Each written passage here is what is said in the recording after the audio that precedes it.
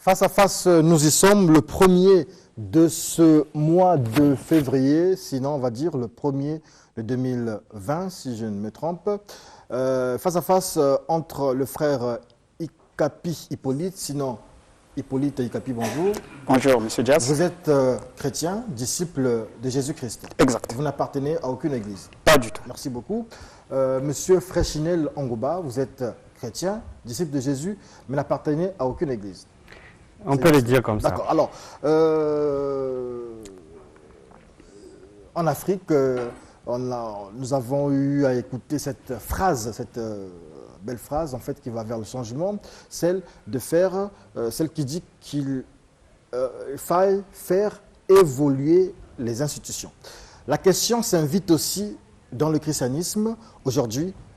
Les deux protagonistes ici, qui pourront certainement aller dans le même sens, pensent chacun qu'on devrait faire évoluer le christianisme.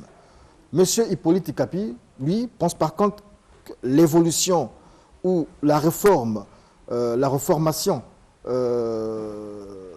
niveau du christianisme, les réformes devront donc prendre en compte les réalités africaines, réalité des traditions de chez nous, réalité des mœurs d'ici, réalité de la culture africaine. Par contre, Fréchinel Angouba, lui, parle de cette évolution du christianisme, mais il se base plutôt sur la révélation. C'est bien cela, est-ce que c'est bien présenté? Exact. Alors, vous avez 3 minutes pour nous définir votre théorie. Donc, pour commencer, il faut d'abord commencer à comprendre ce que c'est le christianisme. Le christianisme, c'est un long mouvement d'une succession de fractures au sein des sociétés. Donc, ce mouvement-là a commencé à Jérusalem avec Jésus-Christ. Jésus-Christ qui était un maître spirituel, qui était venu donner un enseignement qui conduit le peuple à se connecter à la source, ce qu'il appelait lui « mon Père ». Mais seulement, Jésus-Christ, en venant à Jérusalem, a ciblé le bas peuple. En ciblant le bas peuple, et il appelait ce bas peuple généralement à la liberté de soi-même, la liberté envers le système de l'époque, la liberté envers les figures des grandes religions de l'époque. Donc, poussés, bien entendu, par la jalousie de ces derniers, veut dire ces grandes religions de l'époque, ils ont commencé à fabriquer des complots contre lui et puis qui l'a poussé à la mort par rapport au décret politique. C'est pour dire, lorsque Jésus-Christ s'est retiré, il a laissé cet héritage-là à la Palestine qui regroupait plusieurs peuples, et les différents peuples de la Palestine se sont appropriés ce mouvement en tenant compte de leur tradition. Chacun a accepté le mouvement du Seigneur Jésus-Christ, mais en s'identifiant selon sa tradition. Et le message du Seigneur Jésus-Christ n'était pas seulement limité à Jérusalem, comme on nous l'avait dit, mais c'était un message qui était éparpillé dans toute la Palestine. Ce que je reviens à dire, ça partait d'Israël, ça partait en Éthiopie, en Égypte, et ça arrivait même jusqu'en Inde. Donc c'est pour autant dire, le premier mouvement laissé par le Seigneur Jésus-Christ ne s'appelait pas le christianisme, mais ça s'appelait, on l'identifiait comme les christologies. Et le christianisme a tout simplement fait surface, je dirais tantôt, dans le quart du deuxième siècle. Donc, merci. Donc, on va d'abord définir ce que c'est que le christianisme.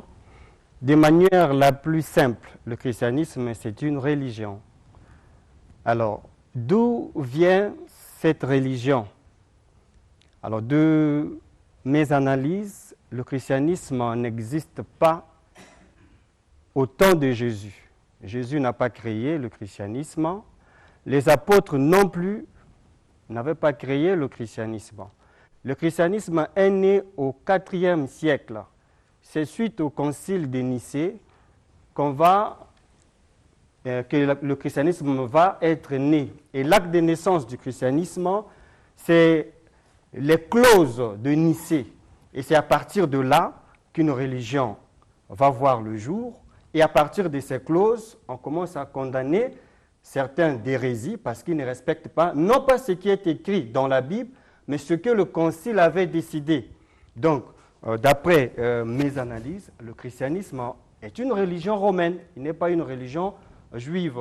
Et le début, c'est au niveau du IVe siècle avec Constantin et des pères de l'Église qui étaient presque eux tous des non-juifs. Pour la plupart, c'était des Grecs, des Latins, et qui n'avaient rien à voir avec la nation juive. Et ce sont ces gens-là qui ont fondé ce qui est connu comme la religion juive. Alors, pourquoi je dis que la religion, disons la religion chrétienne, qui est le christianisme, pourquoi nous disons que c'est à partir du IVe siècle que cette religion est née?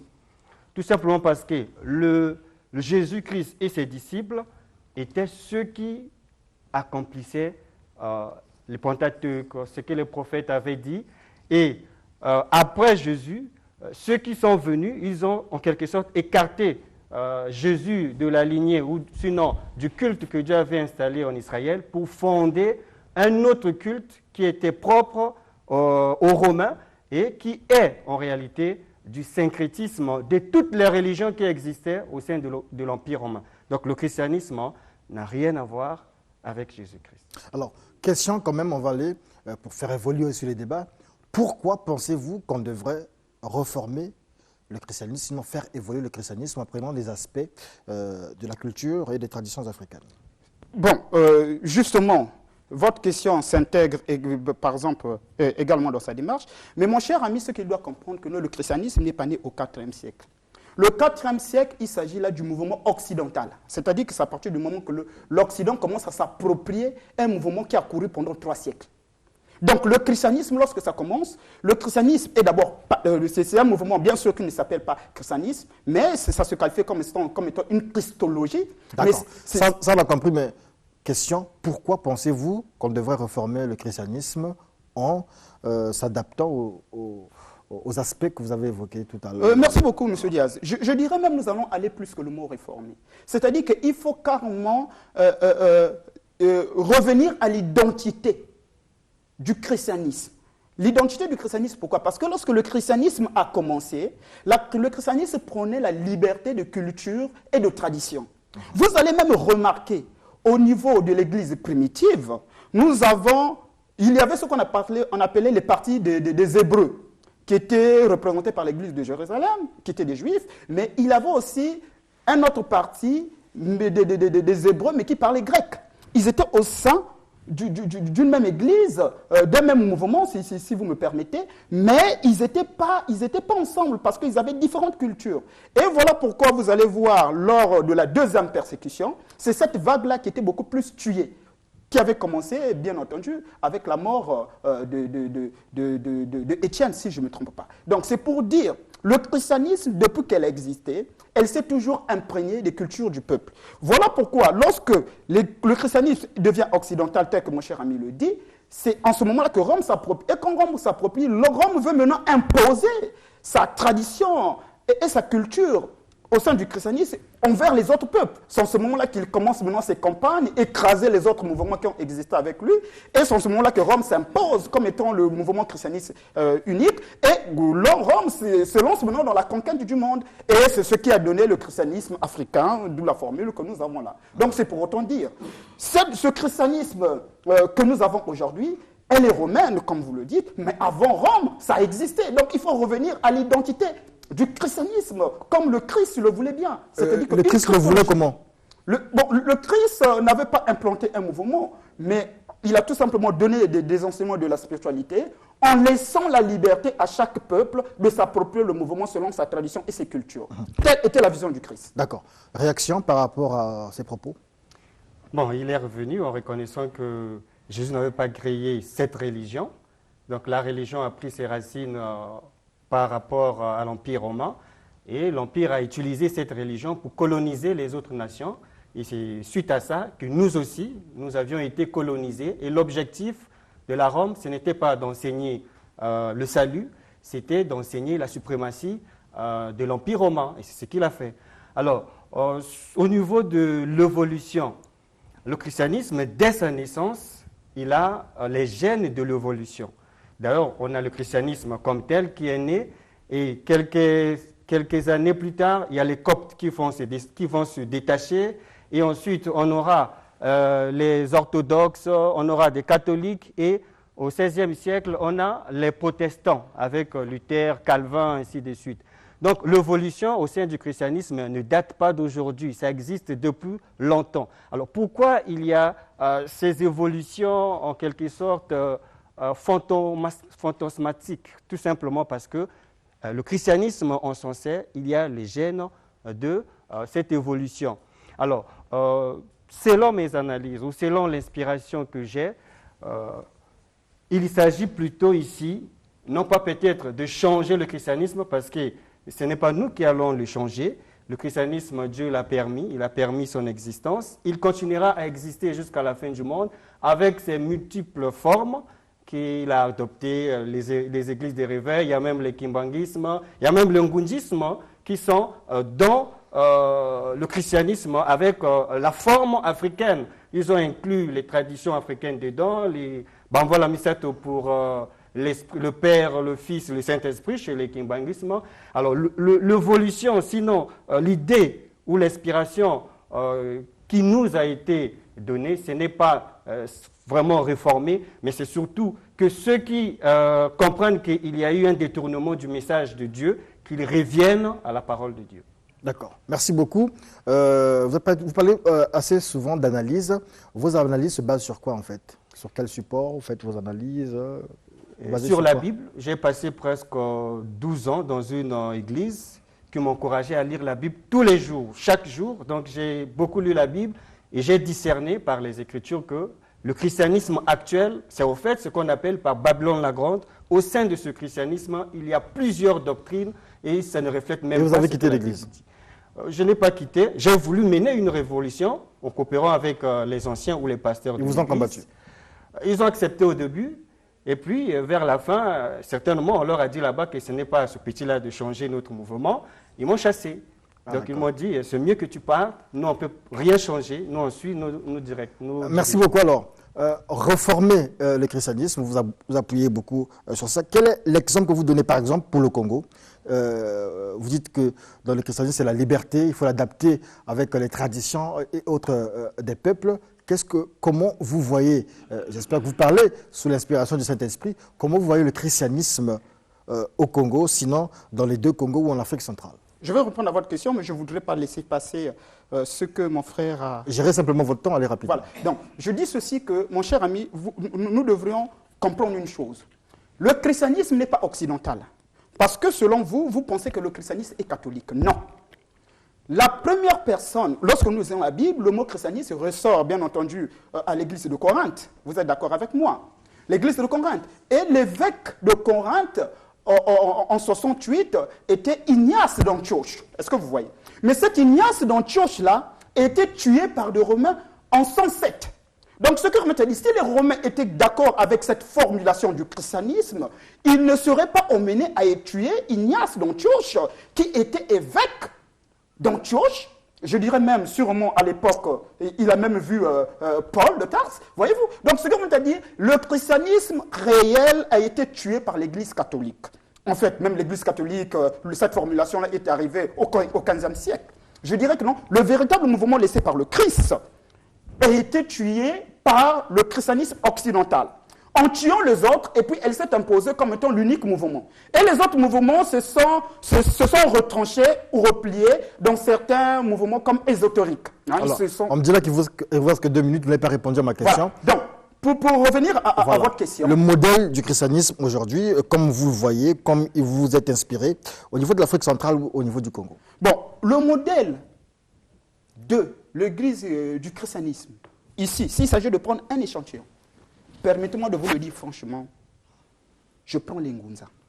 Vous dites au peuple, hein, pas à lui. Je dis bien, je prends les Ngunza. C'est un modèle.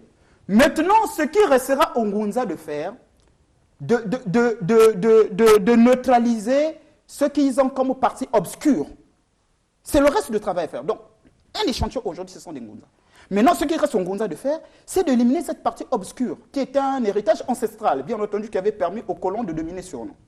Donc, il faudrait que les Ngunza corrigent ce point-là. Donc, c'est pour dire, ce christianisme occidental dont nous prenons ici, mais est imprégné des valeurs occidentales, qui est incompatible avec notre culture. Alors, il existe des Ngunza, Freshna Longoba a fait allusion à ça il y a quelques instants, il y a des Ngunza chrétiens. Et voilà. Je pense qu'ils sont sur la bonne voie. Je pense que, pour nous, le véritable système serait comment faire évoluer la religion Ngunza.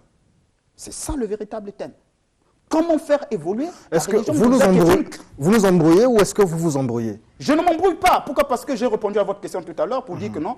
S'il y a un exemple à donner sur le christianisme ici au Congo, j'ai cité le Ngunza. Donc c'est pour autant dire que non, normalement, pour faire évoluer par exemple le thème, donc permettez-moi, je suis tout simplement en train de répondre. Donc ce que je t'ai dit, nous devrons voir comment faire évoluer cette religion Ngunza. D'accord. Réaction, Freshna Longoba, de tout ce qui se dit, le modèle parfait pour vous, modèle du christianisme, selon vos aspirations, selon vos analyses, selon que l'esprit vous conduise.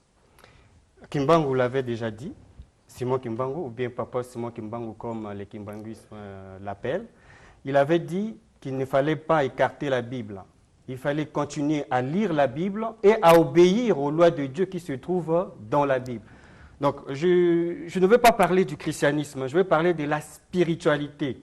La spiritualité qui se trouve dans la Bible, c'est la spiritualité qui vient de chez Nzambampungu. C'est le Créateur. Il a, par sa sagesse, il n'a pas parlé à tous les peuples du monde au même moment. Il a choisi un canevas en passant par Abraham et en créant une nation qui sera pure, une nation qui était pure. Et à partir de cette nation, il a enseigné des valeurs. Et des valeurs avec des prophéties qui nous ont conduits à Jésus, dont les musulmans reconnaissent, comme Issa, celui qui a porté l'évangile. Et l'évangile, c'est le message qui vient droit au ciel. Et c'est ce que nous avons dans ce qu'on appelle traditionnellement le Nouveau Testament. Ce n'est pas du christianisme. La Bible n'a rien à voir avec le christianisme. Les chrétiens, les Romains, ont juste pris la Bible et l'ont adaptée avec leurs traditions pour coloniser le monde. Donc, la vision que j'ai, que l'inspiration me donne, c'est la même, ce que Kimbangu avait. Nous tous, nous devons revenir sur la Bible. Prenons la Bible, lisons la Bible, vivons la vie qui est dans la Bible. Ne suivons pas le catholicisme, les témoins de Jéhovah, les williamistes. Non, ne suivons pas les hommes, ne suivons pas le pape, ne suivons pas le pasteur. Lisons la Bible et selon la compréhension que l'Esprit nous donne, vivons ce qui est dans la Bible. Merci beaucoup. Vous avez 1 minute chacun pour nous dire. Donc, on prend la question du thème. Devrait-on faire évoluer le christianisme? Vous répondez simplement à cette question en 1 minute, ce sera votre mot de fin. Nous devrons faire évoluer le christianisme en faisant évoluer la religion Ngunza et aussi en faisant attention à la Bible, parce que la Bible n'est pas une transcription, ou bien n'est pas une traduction des Écritures, mais c'est une interprétation des faits selon le monde occidental. Et dans cette interprétation-là, il n'y a pas du tout eu, bien entendu, une fidélité c'est-à-dire à réécrire l'histoire dans l'exactitude des faits. Donc ce que revient à dire, il a eu une réelle volonté de tromper les générations. Donc ce que revient à dire, réussir ce mouvement, c'est aussi revenir aux vérités historiques. Et ces vérités historiques, comme nous le disons, ça se trouve dans nos traditions orales. Donc ce que nous à dire, maintenant que nous avons en possession l'alphabet, il faut réécrire nos histoires orales. Vous avez 1 minute, c'est la même question. Alors, faire évoluer le christianisme, ça existe depuis que le christianisme a commencé. On a eu l'arianisme et puis on a eu ce qui a conduit au catholicisme. Le christianisme est en pleine évolution depuis qu'il a déjà commencé. Alors ce qu'il faut parler aujourd'hui, c'est de sortir de cette religion. Et comment sortir? C'est revenir dans la lecture biblique. Tout le monde, tous ceux qui sont conscients, qui veulent suivre Dieu et non les hommes, ils doivent prendre leur Bible. Avant, il n'y avait pas la Bible. L'Église catholique romaine avait confisqué la Bible. C'était qu'à l'Église, il fallait lire la Bible. À ce moment-là, ils pouvaient coloniser tout le monde. Mais aujourd'hui, j'ai une Bible. Tout le monde peut avoir sa Bible. Donc, avec soi-même, avec sa famille, on peut lire la Bible à la maison et appliquer ce qui est dedans. Tout en continuant à mener notre vie normalement. Parce que ceux qui suivent les pasteurs, les églises, sont esclaves des pasteurs. Il faut aller dans la chorale, il faut aller passer tout son temps à l'église. D'autres qui vont même 5 fois dans une semaine, ça c'est de l'esclavage. Or, avec ta Bible, tu peux lire le matin avec ta famille, tu sors et tu fais tes activités pour vivre normalement au lieu d'être l'esclave d'une église, d'un pasteur ou d'une dénomination. Merci beaucoup. Est-ce qu'on peut applaudir nos protagonistes? Voilà. C'est ce qu'on peut appeler aujourd'hui Génération Studio 210. Ils sont nombreux. Et donc, on va faire ressortir ces gens chaque jour et un peu plus lorsqu'on en aura l'occasion. On a une pépinière ici. Et des gens qui affronteront demain les maîtres Waka et les maîtres Rama, les docteurs Renaud Boris Mbota ou les docteurs Bosco Ben Youssef. C'était le face-à-face, on se salue. J'ai même perdu l'habitude du face-à-face, parce que ça fait longtemps qu'on a fait des face-à-face ici. Il faut vous saluer, voilà. Le face-à-face, ce n'est pas toujours la guerre, mais c'est aussi parfois simplement le complément d'idées. C'était le face-à-face et je reviens tout dans un instant pour vous présenter quelqu'un.